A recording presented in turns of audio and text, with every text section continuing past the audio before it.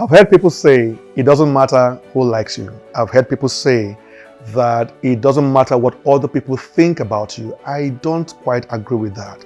I think it matters who likes you, and I think it matters what people think about you. But I think what matters the most is what you think about yourself and how much you love or like yourself.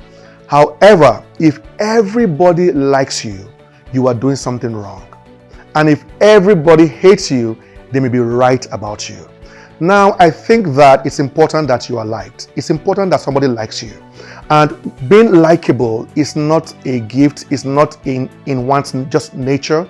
I think that to be likable is a skill.